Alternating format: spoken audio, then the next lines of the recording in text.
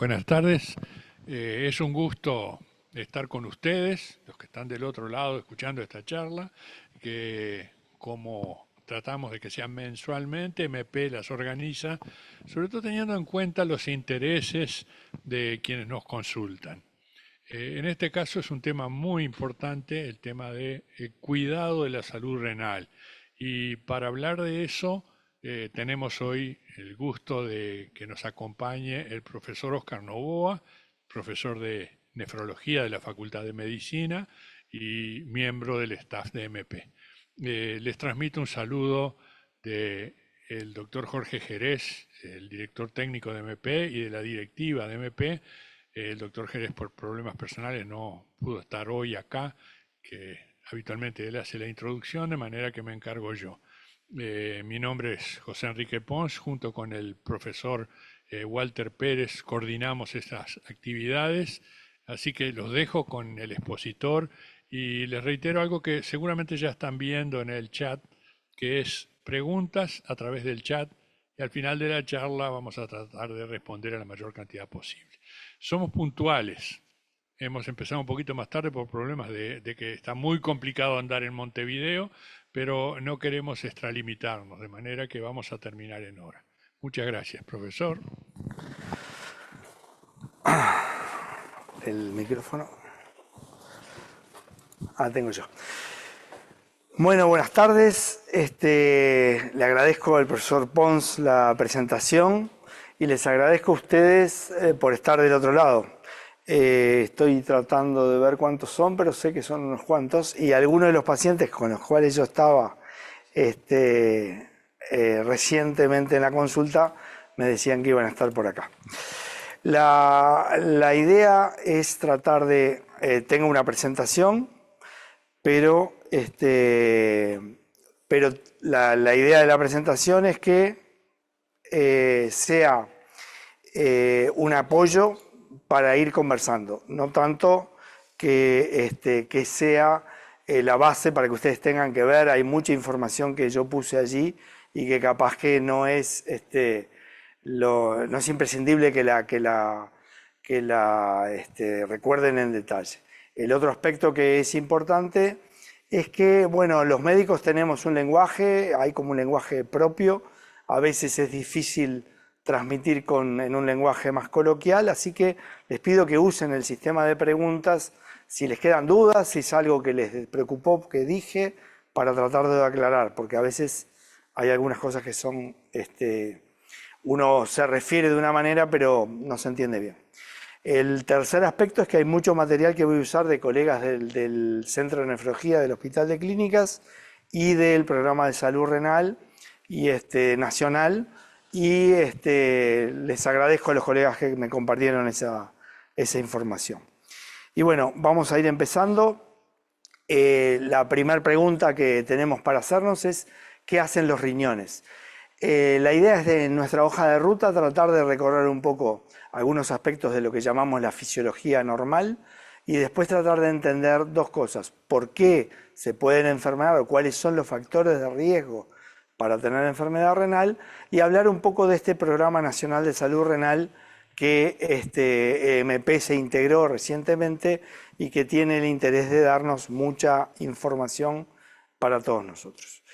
Los riñones, sabemos, son dos órganos que están en el sector posterior, cerca de la columna, en el sector posterior del abdomen.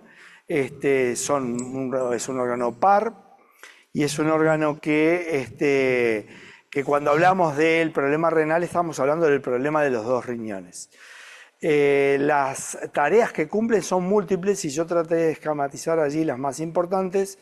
Filtran la sangre, y ahora después vamos a ver cuánta sangre filtran, haciendo que a partir del ultrafiltrado de esa sangre, que es lo que va a ser la orina después, se hace un cuidadoso ajuste de las sustancias que están adentro de ese ultrafiltrado para terminar eliminando la orina, pero en realidad el objetivo no es eliminar la orina, sino el objetivo es generar un balance de lo que pasa en nuestro cuerpo.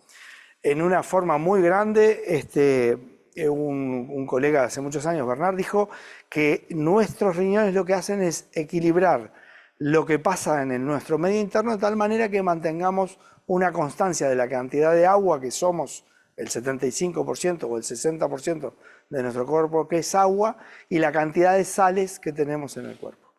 Con ese sistema también se controla la presión arterial.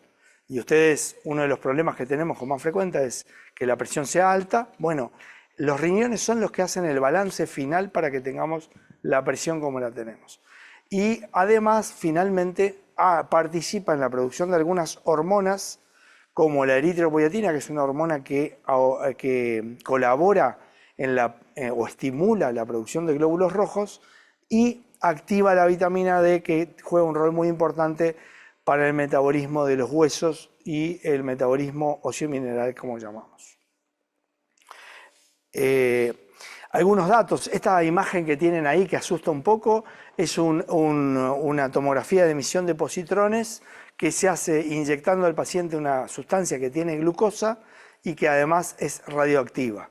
Lo que se ve muy en negro es lo que está consumiendo mucha glucosa, mucha energía, y está haciendo un trabajo muy, muy potente. Como ven, los lugares más negros son el cerebro y los riñones, que son esas dos cosas negras que ven atrás de algo que parece el hígado y acá en el medio de la columna. Lo que quiero mostrar con esto es la importancia que tiene el gasto cardíaco, el gasto energético que tienen estos riñones, que reciben el 25% de lo que sale del gasto cardíaco, de lo que sale del corazón, de la sangre que sale del corazón, el 25% va en cada minuto a los riñones. Eso lleva a que los riñones tienen que gastar mucha energía para trabajar, y entonces cuando los sistemas para manejar la energía empiezan a no funcionar, se pueden complicar, y tiene una alta exposición a todo lo que circula por la sangre.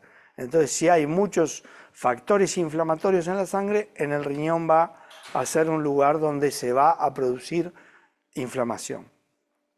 El otro objetivo que tienen estos riñones, como dos funciones que yo no mencioné en la anterior, es producir una orina que no pierda proteínas. Para mantener nuestro medio interno es muy importante tener las proteínas adentro de la sangre y no perderlas. Y lo otro es que producir una orina líquida, que es la otra función. O sea, si alguien produce cálculos, si produce piedras, algo está funcionando mal, porque en realidad el objetivo de los riñones es producir una orina líquida. Habitualmente los riñones cumplen esta función sin que nosotros nos enteremos. Son muy poco sintomáticos todo lo que pasa en los riñones. Y muchas veces podemos tener una alteración de la función renal sin saber que eso sucede. Entonces, en esto, cuando miramos cómo medimos nosotros qué pasa con los riñones, lo medimos con algunos exámenes de sangre y orina que ustedes están acostumbrados a que yo se los pida, o que algunos colegas, todos los colegas, tanto de medicina general como los cardiólogos, como los endocrinólogos, todos vamos a estar mirando de alguna manera la función renal de ustedes. Entonces hay tres factores. Por un lado, cuánta sangre filtran los riñones por minuto. Eso lo medimos a partir de la creatininemia, y ahora después les voy a hablar de ellos. Si habitualmente filtramos alrededor de 100 mililitros por minuto de sangre, y si eso baja a menos de 60, eso ya nos está diciendo que nuestros riñones no están andando muy bien. La orina la usamos como un marcador importante de cómo funcionan nuestros riñones y si tienen algún elemento de lesión, y ahí ven lo que miramos: si aparecen proteínas en la orina, si aparecen alteraciones como glóbulos blancos o glóbulos rojos en la orina, o si los riñones, mirados por distintas técnicas de imagen, no están bien, como tienen demasiados quistes, o falta un riñón, o un riñón es más chico que el otro, etc. A veces nos ayudamos, cuando tenemos dudas de lo que está pasando dentro de los riñones, con una biopsia renal. Esa biopsia renal no es como en otros casos cuando nos hablan de que hay que hacer una biopsia y pensamos, bueno, van a encontrar algo malo. Es para ver cómo están las estructuras del riñón y ver si hay inflamación, si hay células que no están donde tienen que estar, pero no para buscar si es malo o bueno lo que pasa en el riñón. Y finalmente hay algunos cambios que son un poco más difíciles de explicar, que son más específicos, que con los que lo tienen alguna vez lo hemos hablado en la consulta, pero que están allí. Cuando hablamos del filtrado usamos una sustancia que se llama la creatinina. Y yo puse allí arriba cómo es un examen que reciben ustedes en el laboratorio de MP. Nos informa la creatinina en el suero, cuánto es, en este caso es de 2 miligramos, ya ven que está fuera del rango, y abajo MP nos informa, el LAC nos informa a partir del valor de creatinina, de la edad y del sexo del paciente, nos informa cómo es o cómo sería la cantidad de sangre que está filtrando por minuto. Vieron que yo dije 60, bueno, esta persona tiene 30. Y otra cosa que nos puede servir del laboratorio de MP, de la historia clínica que tenemos, es que podemos saber cómo fue esta creatinina en el tiempo. Acá vemos que están los valores de creatinina, yo saqué una foto de la pantalla ayer o anteayer, y esta es cómo se ve qué le pasó a la creatinina de esta persona, que fue subiendo lentamente. Acá estamos desde el 2015 hasta el 2023, y como ven ahí, hay un discreto cambio de tendencia, venía subiendo, y acá se hizo una intervención que cambió un poco cómo le va a esta persona. Esta información la tenemos nosotros para manejarnos y la tenemos a partir de esta sustancia que, a diferencia de, por ejemplo, los diabéticos, que el valor de la glicemia nos está diciendo algo que le está haciendo mal a los tejidos nuestros que tienen el azúcar alta, la creatinina por sí no hace nada malo ni bueno. Simplemente es un marcador que, como solamente se filtra por los riñones o predominantemente se filtra, nos habla o podemos calcular a partir de ella cuánta sangre filtran nuestros riñones por minuto. Pero ese valor tiene variaciones y nosotros tenemos que ponerlo en contexto. Y no es lo mismo una persona, un deportista con mucha masa muscular que produce mucha creatinina, que una persona que tiene un problema de movilidad y tiene la masa muscular muy disminuida. La producción de creatinina del primer caso del deportista va a ser más alta y probablemente muchos deportistas van a tener la creatinina un poquito elevada a pesar de tener una buena función renal. Y lo otro que decimos es que estas son fórmulas de estimación. Cuando yo quiero saber un poco más preciso cómo funcionan nuestros riñones, tengo algunas herramientas, como les habré pedido a algunos de ustedes, como es juntar la orina de 24 horas o técnicas un poquito más sofisticadas. El otro elemento que miramos mucho es si se pierden proteínas por la orina. Y a muchos de ustedes les habrá llamado la atención este examen que también hacemos en el laboratorio, que trata de relacionar la cantidad de albúmina con la cantidad de creatinina en la orina y con la cantidad de otras proteínas. Entonces, este examen, que es en una muestra aislada de orina, y ahí a veces se arma lío porque cuando llegan al laboratorio le dicen no, esta tiene que ser de 24 horas y es aislada, importa porque a nosotros nos da un montón de detalles, pero cuando hay un colega que no está muy acostumbrado a mirar este examen, a veces no es fácil de interpretar. En este caso, esta persona tiene una pérdida de albúmina urinaria que está por arriba del valor de referencia, y eso muchas veces refiere a pacientes que son diabéticos o a pacientes que tienen presión alta y que tienen un grado de daño de las células que están ahí en el filtro, que se llaman células endoteliales, que es importante para establecer qué riesgo de daño vascular tienen esos pacientes. Entonces, hay algunas situaciones que nos ponen, porque nosotros estamos hablando de cómo conservamos la salud de nuestros riñones. En realidad, en la vida nos va a ir pasando a todos que después de los 40 años, nuestros riñones, como otras actividades, se nos van a ir declinando en su función. Es casi una declinación normal que sucede a todo el mundo. En nuestros riñones, después de los 40 años, van a ir perdiendo un poquito el filtrado. Pero va a haber algunas enfermedades o algunas patologías que van a poder hacer que esos riñones funcionen peor. Entonces, hay algunos pacientes que pueden tener un riesgo mayor de tener una enfermedad renal crónica. Es importante conocerlo y es importante, muchas veces ustedes lo van a hablar con su médico tratante, pero en esos individuos uno va a tener que poner más la atención a ver si los riñones están funcionando bien o no. Y estos son los antecedentes familiares de enfermedad renal, si uno tiene algún familiar que está en diálisis o estuvo en diálisis, si hay algún antecedente de alguna enfermedad renal hereditaria, como que hay quistes en la familia, quistes renales, o si hay una enfermedad hereditaria que se acompaña de enfermedad renal y sordera. Eso es muy importante. Después, alguna mujer que tuvo un antecedente de preeclampsia, que tuvo hipertensión y proteinuria en el embarazo, ese es un factor de riesgo para que más adelante en la edad pueda haber una enfermedad renal relevante. Por eso, esas pacientes habitualmente son referidas a seguimiento por el médico de cabecera, por supuesto, después del parto, pero también muchas veces por el nefrólogo. Pero en general, el médico general sabe que este es un factor de riesgo que hay que cuidar. Después tener antecedentes de presión alta, de hipertensión arterial, que a veces ahí se genera una confusión. La gente, a veces uno le pregunta, ¿usted tiene presión alta? Bueno, no, tenía, pero ahora tomo medicación. Bueno, tomar medicación y tener la presión bien controlada igual es un factor de riesgo para tener enfermedad renal crónica. Por lo tanto, es muy importante tener la presión controlada, pero también es muy importante saber que este antecedente pesa para el riesgo de enfermedad renal. La diabetes, por supuesto, y la intolerancia a la glucosa es otro factor de riesgo. El haber tenido cálculos renales en algún momento también.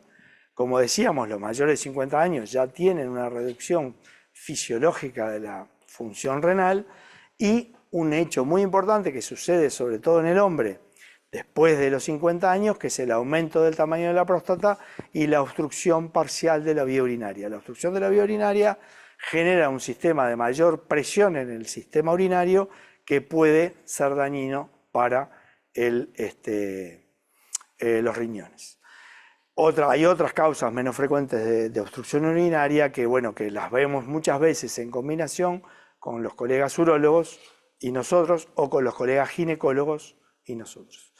Las enfermedades cardiovasculares juegan un rol ida y vuelta. La enfermedad renal crónica aumenta el riesgo de tener eventos cardiovasculares, infarto, accidente cerebrovascular, y la gente que tiene ese tipo de patologías tiene mayor riesgo de tener enfermedad renal crónica. Entonces son todos factores que tenemos que tener en cuenta. Entonces, para que una persona saber si tiene enfermedad renal, tenemos que tener como tres pilares. Uno es por los criterios como establecemos que alguien tiene enfermedad renal crónica: disminución del filtrado, alteración del examen de orina sistemático o alteraciones morfológicas renales. Clasificar esta enfermedad por dos criterios, que es cuánto filtran los riñones y qué pérdida de proteínas tiene, y después pensar por qué le pasa esto y tratar de llegar al diagnóstico de causa más preciso. En la medida que nosotros sepamos en forma más precisa por qué los riñones no funcionan bien, vamos a ser capaces de hacer que esos riñones, de tratar esa entidad y de evitar un elemento muy importante, que es que aquello que haya dañado los riñones siga progresando y lleve a que los riñones no funcionen nada. ¿Cómo hacemos esa clasificación? Con dos criterios, que son, por un lado, cuánto filtran de sangre los riñones por minuto, y por otro lado, cuánta albúmina pierden los riñones en la orina. Y con eso armamos este esquema, que yo no quiero que se acuerden de los números, sino estos colores hablan como el semáforo del riesgo. Verde, puedo cruzar; amarillo, no, mejor no cruzo, y es un número de riesgo; y si está roja, no cruce porque eso está mal. Bueno, el rojo son los pacientes que van teniendo mayor riesgo de tener dos cosas: de tener algún evento cardiovascular o de que los riñones vayan a no funcionar más. El que está en verde está muy bien, y el que está en amarillo está en un riesgo menor que el otro, pero son pacientes que hay que cuidar.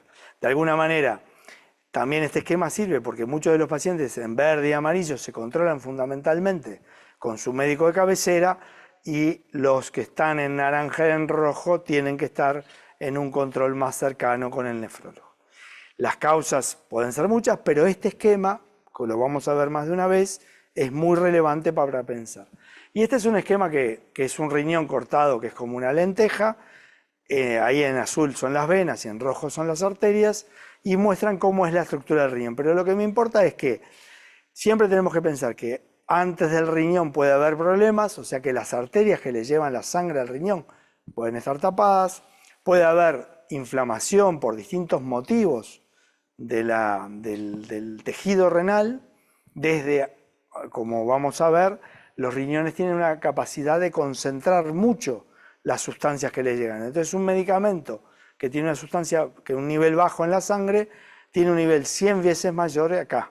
Entonces, por ejemplo, los analgésicos antiinflamatorios, que muchas veces los usamos porque en la televisión nos dice que hay que nos saquemos los dolores, bueno, se concentran mucho en el riñón y pueden dañar a los riñones. Entonces, tomar antiinflamatorios de marcas diversas, pero la indometacina, la artrilona, el ketoprofeno, etcétera, si los uso mucho, pueden afectar los riñones.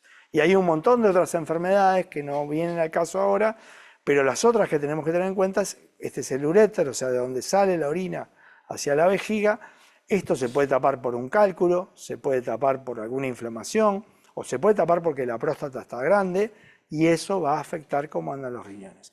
Esta búsqueda, allí nosotros pedimos algunos exámenes que son muy específicos para tratar de entender por qué nuestros riñones no están bien.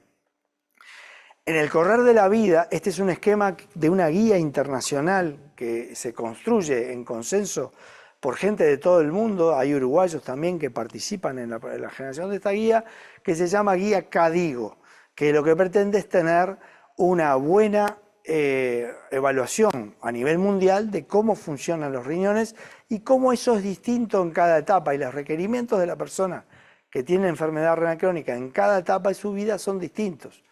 Es poco frecuente, pero sucede que a un niño tenga enfermedad renal. Bueno, ahí nos preocupa cómo va a crecer, cómo se va a nutrir, cómo se puede desarrollar en su vida.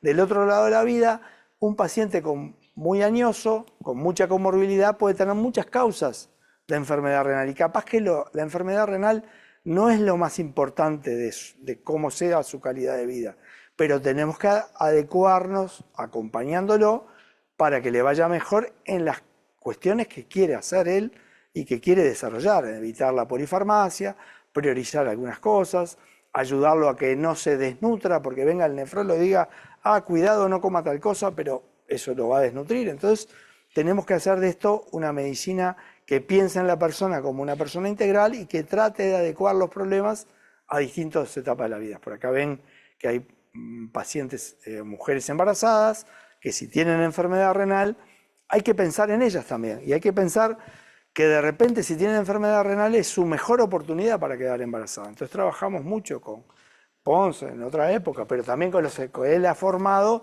para pensar cómo podemos encontrar la mejor solución para esa persona. Uruguay tiene una larga historia de tratar de registrar lo que hace en lo que tiene que ver con la nefrología. Esto empezó desde que empezó la nefrología al final de la década del 70 en el Hospital de Clínicas, con el profesor Petruccelli, después con el profesor Masucci, después el grupo que trabajó en el desarrollo de distintos programas y registros. Y entonces ahí tratamos de saber todo, de tener registrado desde, por ejemplo, el primer paciente que se dializó en el año 82 para acá, de tener registrado el primer paciente que se trasplantó en el Uruguay en el año 68 para acá, de tener a los pacientes que se les hace una biopsia renal registrados desde la década del 70 y saber qué les pasó después, qué diagnóstico hicimos y qué pasamos. Esa información es muy útil, no solo para aprender y para realizar academia, sino para saber qué le pasa a los uruguayos y saber qué podemos hacer mejor para que les vaya mejor cuando tienen enfermedad renal. Todos estos registros están funcionando: el registro uruguayo de trasplante, el registro uruguayo de diálisis, incluye un registro de diálisis peritoneal. Tenemos un registro de glomerulopatías que es el más antiguo de América Latina y que es uno de los más antiguos del mundo, que obliga por decreto del Ministerio de Salud Pública que se registren todos los pacientes que tienen biopsias renales, y más recientemente algunos registros un poco más chicos como un biorepositorio de glomerulopatías y de bases genéticas de las enfermedades renales que se están en construcción. Bueno, en el año 2004, o sea, ya hace 20 años, en la década del 2000 se describió un aspecto muy importante de la nefrología. Es un hecho que describió Brenner, que recientemente fue fallecido, que dice que si hay un daño renal de determinada magnitud que comprometa más de la mitad del tejido renal, si yo no hago nada, esa persona va a seguir dañando los riñones hasta que no funcionen más. Entonces, hay cosas que yo puedo hacer para que, aunque no haya evitado el daño primario, pueda evitar que progrese eso a la enfermedad renal terminal. Entonces, hay herramientas para hacer eso.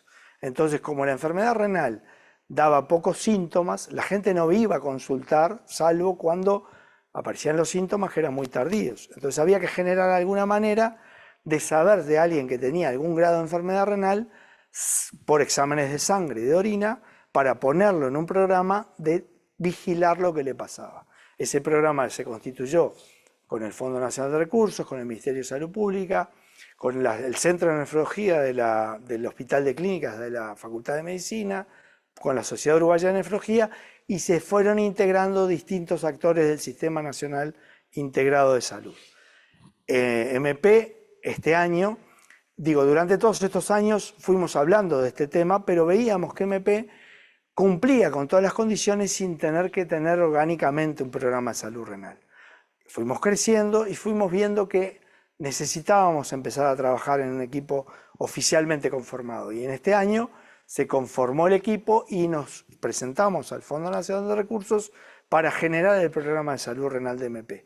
Y allí ven, esta es la página web, quienes se integraban al equipo, y este es el equipo que se forma actualmente, que están formados, o sea, que no solo somos nefrólogos, sino que también están la licenciada de enfermería, está Leticia Vázquez, Lucía Soria, Janina Quitadino, Maximiliano Larramendi, la nutricionista Analía Pajés, que integra el equipo, los médicos nefrólogos de planta de MP, Sofía y Santiago. Santiago coordina el grupo de nefrólogos de guardia, que están allí listados, y que son los que conforman la base, pero cuando necesitamos también otros colegas, se integran, cuando precisamos psicología médica participan, cuando precisamos trabajadores sociales también participan, porque la idea es que no es solo la información que me da el nefrólogo, sino muchas veces la que me da el equipo de salud cuando me informa, cuando está al tanto si necesito hacerme un examen y este examen me falta, o si necesito ver a otro especialista, o si necesito el apoyo específico de la nutricionista de Analía para ir viendo cómo voy ajustando mi dieta, que no hay una fórmula única para todos los pacientes con enfermedad renal, sino que hay fórmulas específicas. Esto es un poco el esquema, cómo se diseña, se planifica y se implementa este programa de salud renal, y estos son sus objetivos básicos.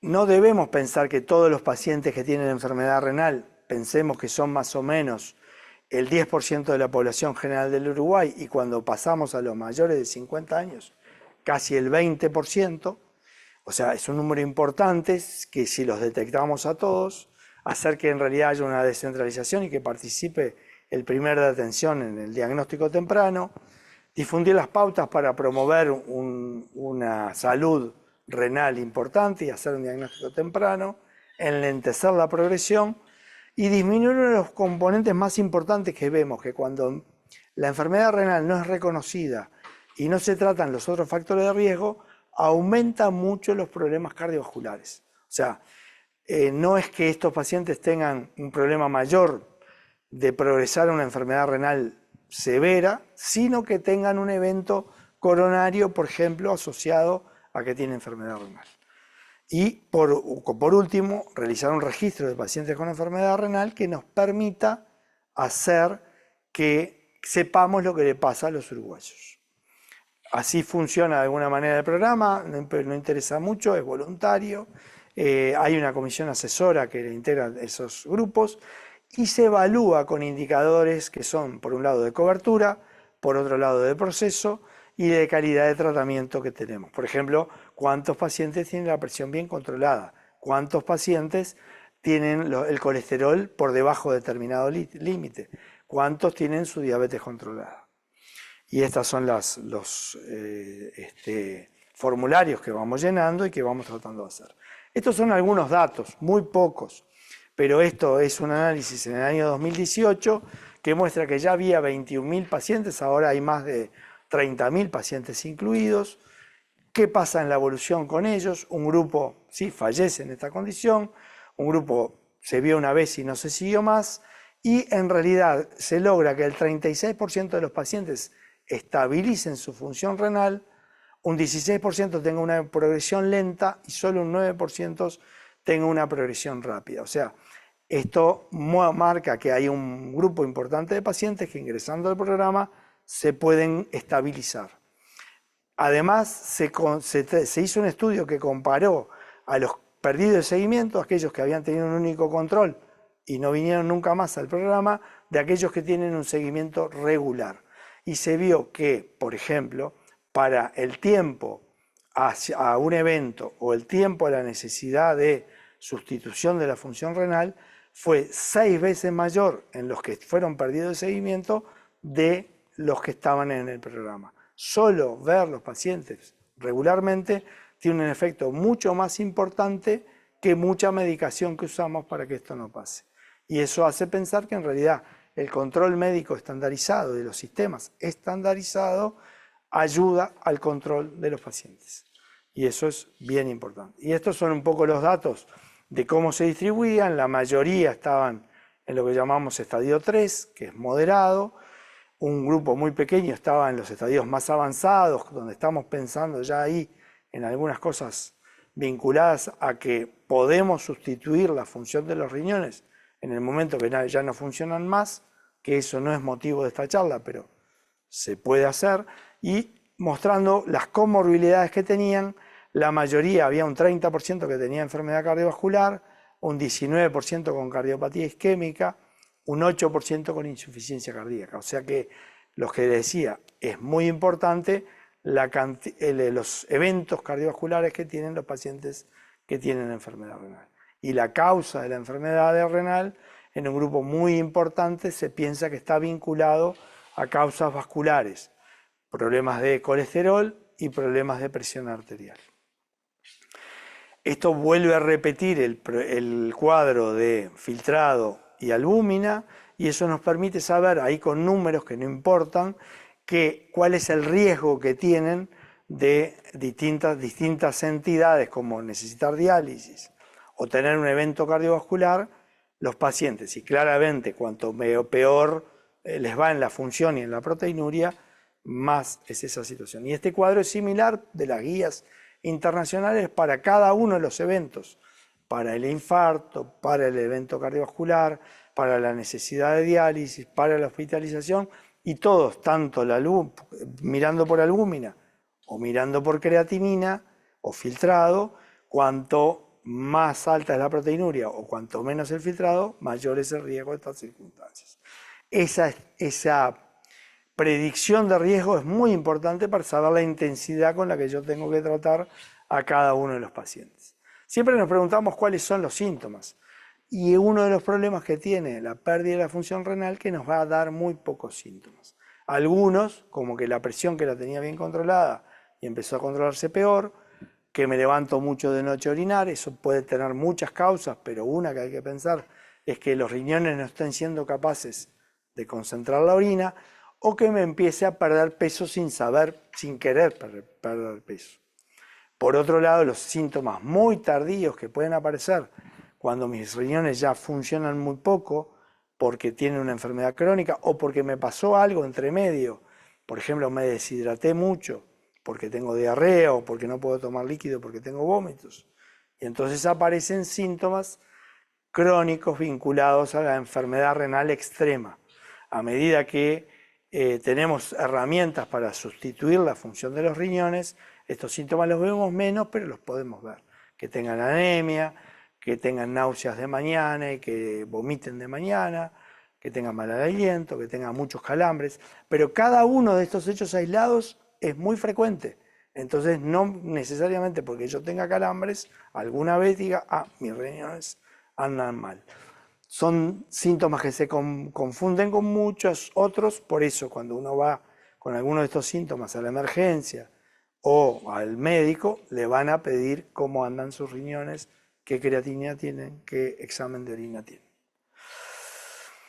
¿Y cómo puedo prevenir? Primero, bueno, si tengo alguno de los factores de riesgo, como la diabetes, como la presión arterial, ver a mi médico cada tanto y algo que dicen muchos los americanos es know your numbers. Sepan qué números tienen de creatinina, si tengo proteínas en la orina, si tengo alteraciones de la orina. Eso, saberlo es más o menos como saber si tengo presión alta o no. Entonces es importante saberlo. Y además hacer una vida sana. Uno dice, bueno, ¿qué es una vida sana? Bueno, moverme, no quedarme quieto, hacer actividad física diaria. No necesariamente ir a hacer deporte, pero caminar, subir una escalera, mantener una dieta equilibrada, no ganar demasiado peso, no tener sobrepeso, obesidad, controlar los factores de riesgo que puedo tener, comer con poca sal. Los uruguayos nos cuesta mucho comer con poca sal porque la sal está el 80% metida en los alimentos que comemos. Entonces viene alguien y dice, no, doctor, yo como sin sal. Me hago una sopita y ¿cómo se llama? Ah, ¿le pone queso rallado? Sí. Bueno, si le pongo queso rallado, es sal. Lo mismo pasa si me pico unas aceitunas. Lo mismo pasa si uso salsa de soja, que es pura sal. Lo mismo si me como una pizza. La salsa de tomates que viene industrial tiene mucha sal. El pan que viene industrial tiene mucha sal. Entonces, entender dónde está la sal en los alimentos que como es importante para que yo sepa, bueno, trato de reducir un poco y de dónde lo saco. Beber suficiente agua. Hay sabido que los pacientes mayores van perdiendo la sed, entonces pierden la necesidad de tomar agua y no se dan cuenta si se deshidratan. No fumar parece una obviedad, pero el tabaquismo está relacionado con muchas enfermedades y entre ellas la enfermedad renal crónica, y entonces el tabaquismo es algo que hay que buscar evitar siempre. El sueño escaso altera el control de la presión arterial, entonces si yo duermo poco, mi presión empieza a alterarse. Evitar el uso crónico, faltaría ahí el uso crónico de analgésicos antiinflamatorios porque sabemos que se concentran en el riñón, inhiben una sustancia vasodilatadora que son las prostaglandinas y eso produce vasoconstricción renal y daño renal. Y tener una revisión periódica de cómo andan mis riñones con una creatininemia y un examen de orina a partir de los 50 años. En el Uruguay se hace el carnet de salud laboral, que es bien importante para la gente que tiene actividad laboral, pero la gente que no tiene actividad laboral es un problema porque queda como fuera del sistema.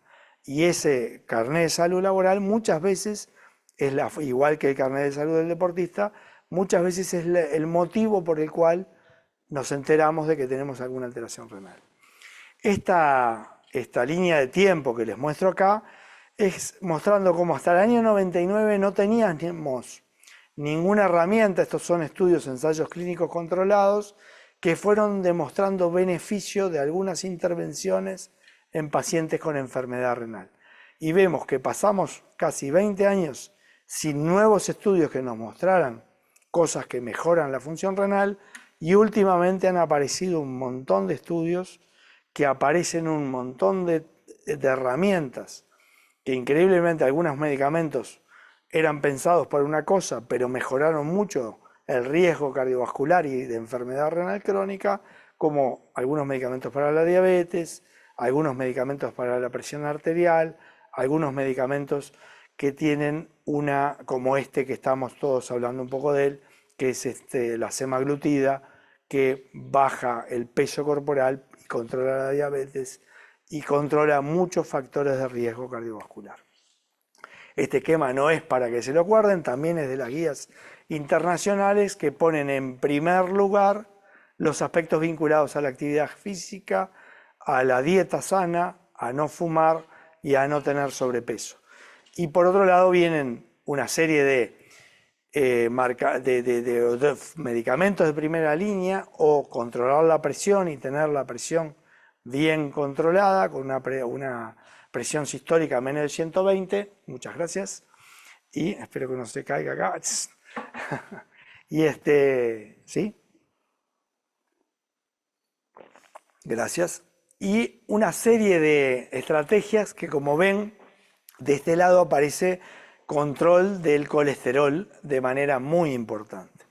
O sea, presión arterial, drogas que pueden controlar, por un lado, la diabetes y que pueden controlar también los factores de riesgo de enfermedad renal y el control del colesterol en forma muy intensa.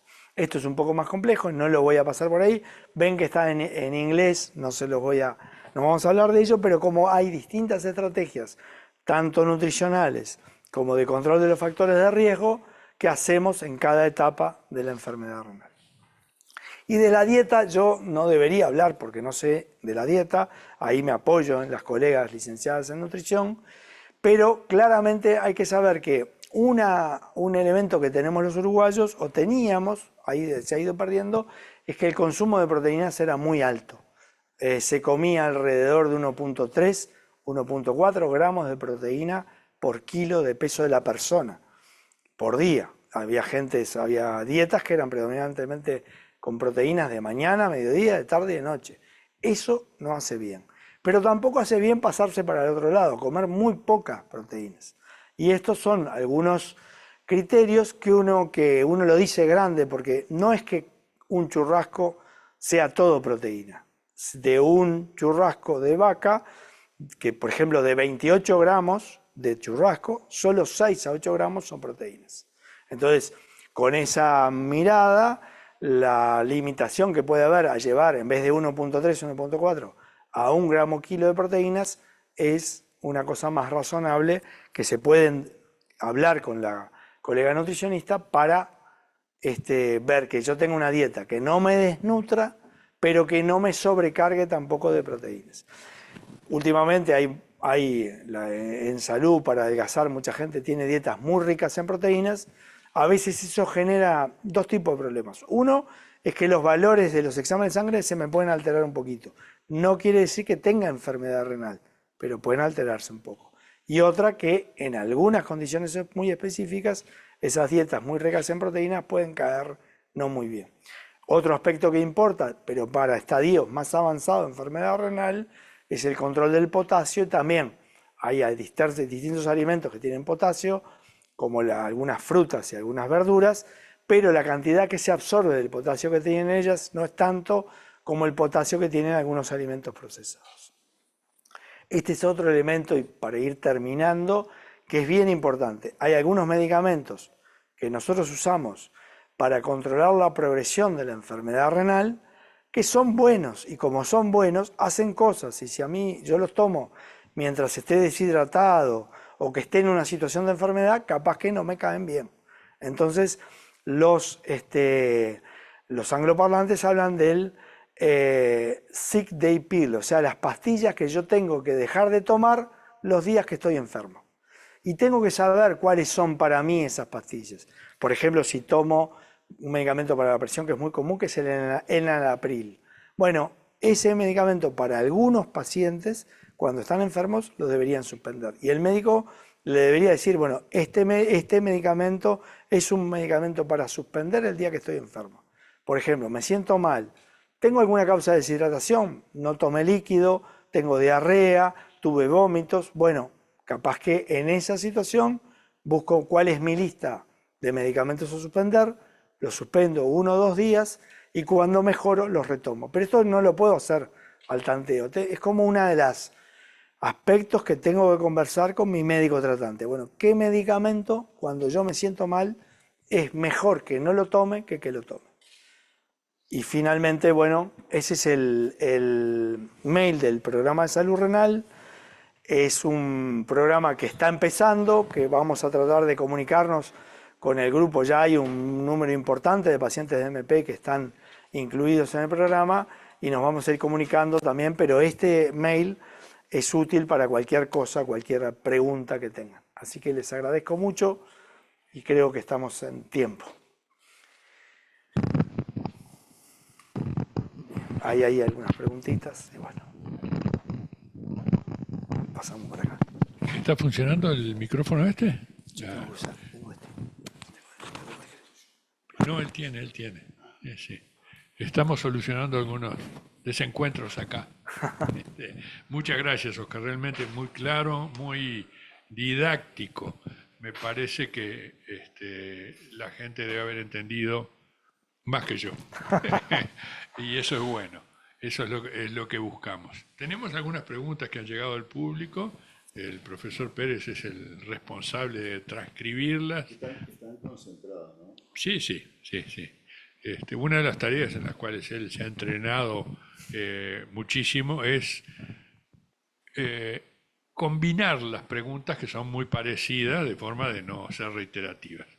Y hay una que se ha reiterado bastante, que ya lo hablaste, pero que es importante para la gente que te vuelvan a oír o que insistas en alguna cosa.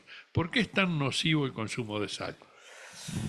Bueno, el consumo de sal, ¿se escucha, no? Con esto sí, sí. El consumo de sal en exceso, o sea, la Organización Mundial de Salud no dice no hay que comer sin sal, o sea que el sodio es malo. No, dice el exceso de sal en la comida es malo. Históricamente, pensemos que la sal era un bien escaso y que de ahí viene el término salario. Tan importante era que a la gente le pagaban con sal porque era un bien muy escaso y que cuando se empezó a usar para conservar los alimentos adquirió todavía más valor. Eso llevó, por la forma de conservación de los alimentos, a la inclusión de la sal en los alimentos. Cuando si uno fuera nómade, no tendría mucho alimento con sal para comer. Pero cuando empecé a conservarlo porque se quedaron quietos, ahí se armó un poquito el problema. La sal que yo tengo, el cuerpo nuestro cuenta con el sodio en forma muy importante para mantener este balance interno. El principal ion que tengo adentro de las células, el principal sustancia que tengo dentro de las células que no esté en solución, o sea que no sea el líquido, es el potasio. Y el que tengo más abundantemente afuera es el sodio. Pero si empiezo a cargar de sodio mi cuerpo, ahí empiezan a pasar cosas. Empiezan a pasar cosas vinculadas a la rigidez de las arterias, empiezan a pasar cosas en la retención de líquido, en el intersticio, y empiezan a pasar cosas que fuerzan al riñón a eliminar el exceso de sodio. Cuando se pierde la capacidad del riñón para eliminar ese exceso de sodio, ahí empieza a subir más la presión y eso empieza a dañar el corazón y las arterias. Básicamente es eso. Entonces, si yo como los 5 gramos de sal, de cloruro de sodio que dice la OMS que hay que comer, no voy a tener un riesgo aumentado de presión arterial. Pero si mi padre era hipertenso y yo me como 8 gramos, probablemente yo voy a tener presión alta. Y si tengo presión alta y sigo comiendo con sal, va a ser más difícil controlar esa hipertensión. Entonces, en realidad el punto no es no comer sal, es saber dónde está la sal y saber qué como que tiene sal. O sea, opto por hoy quiero comer esto, como eso que tiene sal y dejo de comer otras cosas. Si como el queso, el salame, la aceituna y además, yo qué sé, un pan enorme con sal, marché. Es muy claro, creo que te vamos a aumentar el salario. Está bien. Y bueno, ¿ves? Hay una que en cierta medida tiene alguna relación con algo de las cosas que explicaste. Hay una persona que dice, mi padre estuvo en diálisis porque tenía diabetes. ¿Qué riesgo tengo yo y mis hijos de sufrir insuficiencia renal? Lo cual lleva al punto de las enfermedades hereditarias, de las enfermedades familiares, que creo que es un punto Bien interesante. importante. Bueno, claramente como cosa estadística, no que le va a pasar a cada individuo, pero como cosa estadística, el haber tenido familiares en tratamiento sustitutivo aumenta 9 veces el riesgo de que yo tenga enfermedad renal. Eso es como un criterio epidemiológico. En realidad, probablemente en el caso de alguien que estuvo en diálisis por diabetes, si yo corrijo algunos aspectos actitudinales y de alimentación, probablemente ese riesgo lo reduzca mucho. Pero yo no me tengo que descuidar en corregir esos aspectos. El sedentarismo, el riesgo de obesidad para el riesgo de diabetes, el riesgo de comer con mucha sal, pero sobre todo lleva a que una persona adulta consulte a su médico y refiera espontáneamente, mire que yo tengo un pariente, mi abuelo, mi padre, estuvo en diálisis. Ese factor ya va a ser tomado en cuenta. Es parecido al tema de la preeclampsia. Bueno, haber tenido preeclampsia en alguien de la familia aumenta el riesgo que esa persona tenga. Bueno, Es un poco esa misma situación. Por eso no hay que preocuparse, sino ocuparse. Decir, bueno, voy al médico y refiero, tengo esto.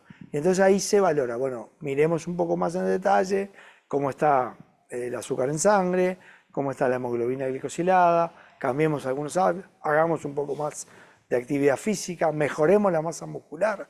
Cuando yo mejoro la masa muscular, mejoro cómo consumo la glucosa que como. Entonces, es eso. Y aprovechando que esta persona dice, y mis hijos, creo que hay un factor enormemente importante que lo has dicho varias veces en la charla, pero que a veces no le ponemos el énfasis necesario, que es no esperar al médico, sino a las familias, Claro. en educar adecuadamente a los hijos, a los pequeños, a acostumbrarse a comer bien, a ejercitarse bien, a llevar una vida más sana de lo que empuja alguna de las industrias actualmente, que es una vida descabelladamente riesgosa. Sí. Sin duda. Además, una cosa que hay cierta referencia, sobre todo la gente que tiene antecedentes españoles, una de las cosas que uno ve es que los hábitos alimentarios familiares se heredan mucho, o sea, la forma que comen las familias se hereda mucho. Entonces, había sobre todo la gente que había vivido la guerra, tenía una idea de la necesidad de que no faltara, de repetir el plato, de a la abuela que te decía, bueno, si no repetís es que estuviste mal. No queda nada del plato, que está bien que no quede nada del plato, pero hay que servirse menos. Entonces, los hábitos de cómo como realmente son hábitos que se heredan y que participan en la familia, que es muy difícil bajarse de eso. Entonces, ahí muchas veces está la base de alguna de estas cosas. En la consulta pediátrica se da mucho esto, hay mucho temor a que, ahora que estamos hablando de la diabetes, sea algo que la descendencia pueda Adquirir. La pregunta directa es, mi padre y mi madre Claro. tienen diabetes, los chiquitines, ¿qué riesgo? En realidad el riesgo es bajo, sobre todo si es una diabetes tipo 1. Lo que es muy alto es que se hereden los hábitos, Claro. la forma de comer, la forma de manejar el De tema del festejar, ejercicio. la forma de festejar en familia. Y eso muchas veces es lo que lleva a esos hábitos. Y acá me voy a escapar de las preguntas que ha estado haciendo el público que gentilmente nos ha acompañado, sobre todo a vos te están acompañando. El padre de esta persona estuvo en diálisis. Y yo conozco algunos casos de gente que dicen, ni loco me dializo, y que han llegado a situaciones muy embromadas, pero muy embromadas por no dializarse. Me gustaría oír alguna opinión tuya acerca de una persona a la cual hay que recomendarle. Llegó el momento de hacerse diálisis. Dos cosas. Una que es bien importante y que estamos en un momento muy particular de la historia del conocimiento médico, es que es verdad que la incertidumbre que tenemos sobre la causa de la enfermedad renal en muchos pacientes es alta y que se atribuye, por ejemplo, a la diabetes a alguien, o sea, la enfermedad a la diabetes porque el individuo es diabético. Pero, sin embargo, hay muchos rasgos hereditarios que están apareciendo como muy importantes para la causa de la enfermedad renal. Lo más explosivo ha sido vinculado a un gen que es el ApoL1 para la adaptación a la malaria de la población procedente de África. Esa población tiene este gen, un polimorfismo, ni siquiera una alteración, una mutación, que favorece una determinada respuesta del organismo frente a una noxa. Y eso genera que tengan más enfermedad renal, que tengan más algunos tipos de enfermedad renal y algunos tipos de enfermedad renal frente a algunas enfermedades infecciosas.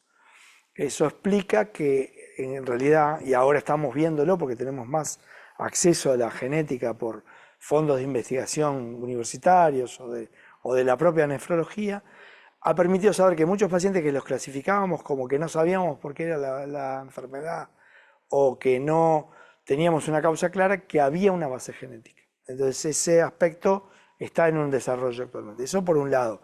O sea que además de este aspecto, encontramos que algunas alteraciones genéticas que nosotros conocíamos por la expresión en el pico del iceberg, abajo hay muchos que tienen eso con una alteración muy, muy mínima. Eso por el lado de del problema genético. Y por otro lado viene el problema de qué pasa cuando yo llego a la insuficiencia renal severa. Cuando llego a la insuficiencia renal severa, por suerte, a diferencia de otros órganos, que su única forma de sustitución es el trasplante, como el corazón, o el hígado, o el páncreas, o el intestino, cosa que en Uruguay hay muy poco, la enfermedad renal extrema se puede tratar. Hay mecanismos de sustitución que no son perfectos, pero que le ha permitido a la gente tener una buena calidad de vida y sobrevida, esperando otras cosas. De hecho, en Uruguay, entre pacientes en diálisis crónica y trasplantados, hay alrededor de 1.100 pacientes por millón de población. Quiere decir que hay casi 3.500 pacientes en Uruguay que viven en sustitución. Y que eso les es un puente a veces para el trasplante, o a veces están tan bien adaptados que cumplen sus funciones desde la diálisis peritoneal o la hemodiálisis. Pero hay un tratamiento que es el tratamiento conservador, que hay gente que puede optar a decir, bueno, yo tengo determinadas condiciones, yo no me quiero dializar, y bueno, que se puede uno ir adaptando a lo que le va pasando, de tal manera que los síntomas sean lo mínimo posible. Es muy difícil decir que hay que dializarse o hay que no dializarse. Cada persona es un mundo y son lo que le pasa alrededor. Me parece que, sobre todo en las enfermedades hereditarias, lo que pasa es que se vive con mucha angustia cuando uno se tuvo que dializar y el hijo tiene la misma enfermedad y le va a pasar lo mismo. Eso es muy difícil de procesar para cualquiera. Y entonces ahí a veces se generan estas situaciones. Pero me parece que a lo que hemos llegado ahora, y cada vez es más claro, que uno tiene que conversar, tiene que ver las realidades. A veces los pacientes van a visitar el centro de diálisis o van a ver cómo se hace la diálisis peritoneal, y las decisiones no son definitivas. O sea, alguien puede tomar una decisión inicial y después ir viendo que, bueno, que tiene ganas de hacer otra cosa. Es verdad que estamos viviendo una etapa de la vida que hay mucha gente que tiene muy buena calidad de vida, muy añosa, y que a veces pone en balanza su calidad de vida con la aspiración de cantidad, y también es muy respetable. O sea que bueno, me parece que no es fácil hablar de esto por un video, esto se habla muy mano a mano, ¿no? Y bueno, y hay que ir procesándolo. Lo que sí, cuando uno tiene una enfermedad renal avanzada, cuando está en un estadio 4 o 5, hay que empezar a hablar de esto, porque hay que desmistificarlo también. Hay que sacarse las dudas, no tener palabras tabú. Si hablo de diálisis ya me asusto. Y realmente en la vida de uno, yo qué sé, hoy yo vi pacientes que, justo como estamos entrando en el programa Salud Renal y capaz que nos están escuchando, que los empecé a ver en el 2003. Pasaron por diálisis. Y ahora hace 15 años que están trasplantados. O sea, la vida ahí es todo. Me parece excelente, y sobre todo por algo que alguna vez me lo dijo alguna paciente. No, yo no voy al médico porque ya se me va a decir tiene que hacer tal cosa. Y yo creo que estabas transmitiendo un mensaje muy importante. No, vamos a conversarlo, vamos a analizarlo, vamos a ver cuáles son sus perspectivas, sus aspiraciones, Claro. y en función de eso vamos a decidir en común. Claro. Y ese me parece que es un mensaje estimulante para la gente. Y lo otro, perdón, que ahí es No. importante, es el hecho de que el médico, nosotros tenemos que estar y vamos a estar. La decisión que tome, lo vamos a hacer que tenga las mejores condiciones posibles. No es que yo diga, no, como pasaba de repente hace 40 años, no va a hacer lo que yo digo, no venga más. No, eso no es lo que hacemos. Buena cosa. Los analgésicos dañan a los riñones. ¿Entendí bien? ¿Te entendió bien? No, los antiinflamatorios no esteroideos, fundamentalmente. hay una tendencia, que además la cultura la impone, que el dolor no se puede tener, ¿no? Entonces, si te duele la cabeza o tenés que trabajar 18 horas, tomate algo. Ese analgésico antiinflamatorio tiene un mecanismo muy preciso que es inhibir la secreción de una sustancia que es vasodilatadora, las prostaglandinas. Por lo tanto, en el riñón eso se va a sufrir. Y entonces el uso crónico de antiinflamatorios, primero que además que puede generar alteraciones agudas de la presión arterial, aumenta el riesgo cardiovascular en una persona que consume analgésicos antiinflamatorios antes de hacer ejercicio, por ejemplo, o después, ¿te acordás? Va generando un daño crónico en el riñón que lo primero como se expresa es que yo me levanto de noche a orinar, porque no soy capaz de concentrar la orina. Entonces, ese dato muchas veces surge al final. Es como el prototipo del daño renal por un fármaco. Pero hay otros, por eso que yo decía al principio, el riñón es una máquina de concentrar. Entonces, algo que tiene una concentración baja en la sangre va a tener una concentración 100 veces más en el riñón. Y si tiene un efecto tóxico, lo va a hacer en el riñón. Entonces, ese dato, además, está presente para muchos otros fármacos, pero los analgésicos están generalizados su uso, que es muy importante decir. Y la otra cosa que me trae a colación lo que preguntás, que no tiene nada que ver, pero lo voy a decir porque me parece que es importante, cada vez más tenemos herramientas para tratar enfermedades más complicadas. Tenemos disponibilidad de medicación para el cáncer, de medicación para enfermedades autoinmunes, para enfermedades degenerativas, y cada vez más aparece la situación de que ese medicamento capaz que no se puede usar porque andan mal los riñones.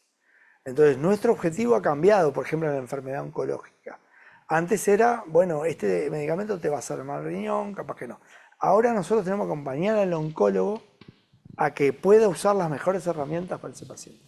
Entonces también prevenir que tenga los riñones bien me va a ayudar que cualquier otra cosa que me pase la pueda manejar mejor. Oscar, y volviendo al tema de los analgésicos, yo creo que hay mucho desconocimiento sobre esta interacción negativa, ¿no? Y además, no contabilizamos nosotros los analgésicos, o sea, es algo que está totalmente asumido, naturalizado.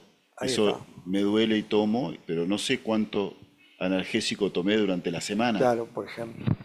Eso es tal cual. Y hay como una banalización del uso analgésico. Es como, nos pasó en una empresa que en realidad se atendía más de un paciente, más de una persona de esa empresa. En la empresa había un bol con Perifar. O sea, la gente aumentaba el rendimiento de todo el mundo, pero Sí, es verdad. en vez de caramelo, Claro, y es que se ha perdido, yo no diría el temor, porque tampoco quiero ser terrorista, pero sí se ha perdido el respeto a la forma de utilizar los medicamentos. Por ejemplo, no tengo por qué tener ningún dolor. Hay veces que algunos dolores son propios del estilo de vida, del estilo de trabajo, cosas por el estilo, y realmente no necesitan estar permanentemente siendo combatidos. Pero bueno, en fin, nos iríamos muy lejos. no, sí, tal cual. O sea, sí. Y además a veces tenemos una sobreexigencia de rendimiento. O sea, yo quiero hacer muchas cosas. Y entonces como quiero hacer muchas cosas entre medio de mi actividad laboral, o porque después voy a estar con mis chiquilines, o tengo que estar bien, muchas veces ni siquiera hay dolor. Es solo buscar alguna cuestión de estar mejor. Y eso lo vemos en algunos grupos y bueno, y lo otro que es cierto es que el que tiene un sufrimiento crónico, una patología de columna, por ejemplo, es un individuo de riesgo, porque sí tiene un dolor que es insoportable, entonces es difícil. Seguimos con las preguntas que vinieron de nuestro amable público. ¿Qué debemos hacer para prevenir problemas renales? Creo que esto ya lo hablaste bastante, pero ¿te parece que hay algún punto Y que... bueno, volver ahí hay una pregunta que a veces la gente quiere como demasiada precisión, que es cuánta agua tomo. Y en realidad hay que tomar el agua para no tener sed, pero recordar que las personas mayores pierden la sensación de sed. Entonces no hay un número cuánto tengo que tomar. Tengo que tomar agua como para producir una orina clara y eso. No fumar, ser activo, mantenerse activo en todas las etapas de la vida. Ahí hay una cosa que está vinculada a la pérdida de masa muscular y que aparece en cualquier etapa de la vida. A todos nos ha pasado de una lesión de jugar al fútbol. Perdés mucha masa muscular. Entonces, perder masa muscular tiene un montón de consecuencias negativas. Entonces, para la salud renal, pero para todo. Entonces eso, controlarse la presión regularmente, no fumar, no usar medicamentos por la cuenta, ese tipo de cosas. Y hay un aspecto también que creo que es una pregunta, Enrique, que tiene que ver con la prevención de infecciones y tratamiento temprano de las infecciones. El micrófono. No, que en esto de la prevención del daño renal, ahora sí, que ahora que estábamos hablando de la prevención del daño renal, hay una pregunta que habla de las infecciones urinarias recurrentes, que creo que se podría encontrar ahora. No, no la veo, pero no importa, sí, me parece bien esa pregunta ahora. En realidad, bueno, las infecciones urinarias recurrentes, las que afectan la función renal, son fundamentalmente las que tienen un compromiso del parénquima renal. O sea, las que son pielonefritis, es una infección que en general cursa con dolor lumbar, con fiebre alta, con no solo fiebre alta, sino que el paciente adquiere las características de una enfermedad infecciosa importante, como es la neumonía, hay un tejido que tiene la bacteria adentro. No tanto el tema de las infecciones urinarias bajas, las cistitis recurrentes. Eso por un lado. Por otro lado, hay que saber que una infección urinaria en un hombre hay que estudiar, porque es poco frecuente, la uretra masculina es muy larga, entonces la infección urinaria está hablando de que algo raro hay, o que la próstata se infectó, o que hay una obstrucción, o que hay un reflujo, algo pasa. Y en la mujer la infección urinaria baja en realidad afecta mucho la calidad de vida, pero no necesariamente va a afectar la función renal. En cambio, en aquella persona que hace una infección del tejido renal, ahí cambia un poquito la cosa. Pero ahí muchas veces lo que puede aparecer, o sea, es una infección que a veces por su frecuencia uno la minimiza, pero ya hace muchos años una maestra, que era la doctora Laura Rodríguez Juanico, decía que es una infección que hay que tener respeto, que la observación tiene que ser de 48 horas estricta. Apareció la pregunta, la encontré. No. Pero ya está contestada. La última. Sí.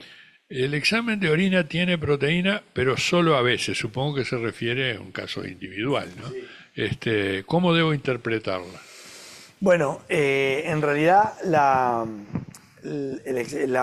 aparición esporádica de la proteína en la orina puede suceder, por ejemplo, cada vez es más frecuente, post ejercicio. O sea, una cosa que yo debo saber que no me debería hacer un examen de orina 48 horas después de haber hecho un ejercicio físico intenso. Y, por ejemplo, correr o andar en bicicleta.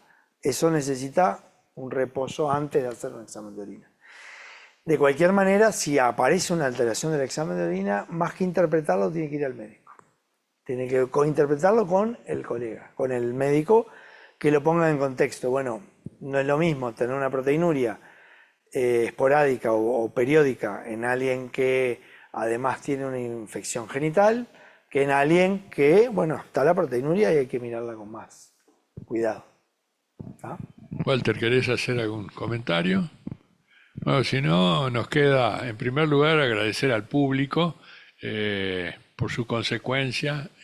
Trataremos de seguir cumpliendo con el objetivo de acercarles temas de interés útiles y prácticos, y agradecer al profesor Novoa, vamos a ponernos serios al final, bueno, por también su amabilidad al aceptar participar en esta charla, y despedirnos hasta la próxima, que ya anunciaremos de qué nos vamos a ocupar.